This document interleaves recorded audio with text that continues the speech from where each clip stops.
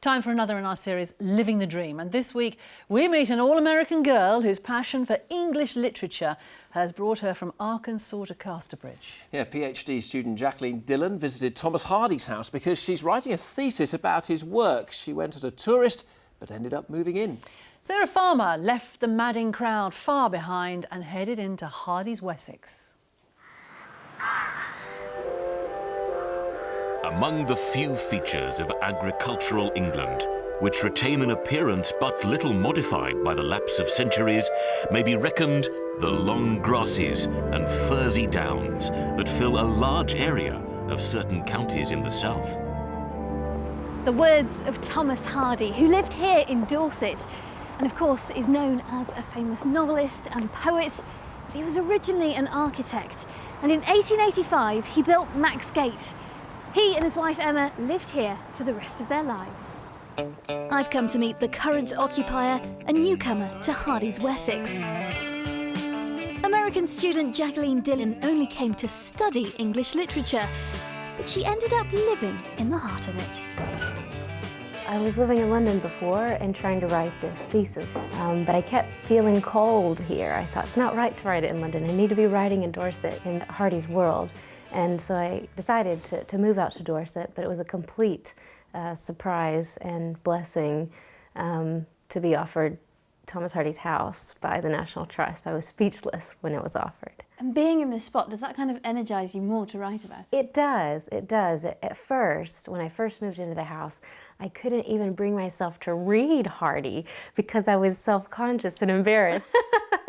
But the opposite feeling quickly took over, which was great. This room was his first study. It would later become his bedroom. But here he wrote The Woodlanders, one of his happier novels in a way, and it was actually his favorite novel. So he wrote his favorite novel in this room.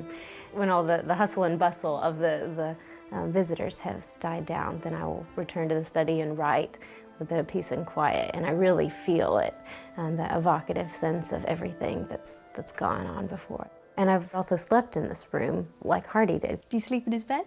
I sleep in the spot where his marital bed was, yes. So I didn't sleep so well the first night, if that's what you're getting. Not at all, not a wink. Do you feel the spirit of Hardy here? I think I do. A lot of people have said they feel a positive energy here. Nobody said they feel a negative energy here, fortunately, thankfully. But yes, I do feel a creative spirit here and just a reverence for everything that's happened here, all the visitors who have come. You can look out there and imagine Hardy out there in the garden. And how about at night time, the creaks of the... Oh, the creaks and groans. Oh, well, I think that that's just the house talking.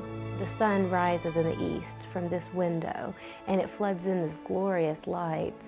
And it's the same light at the same angle with the same views that he would have seen. So now I'm writing in the same spot where he would have written with the same scenes of nature. And I'm conscious that I'm still a visitor, but I'm able to see it through his eyes. And I think that's just a tremendous gift.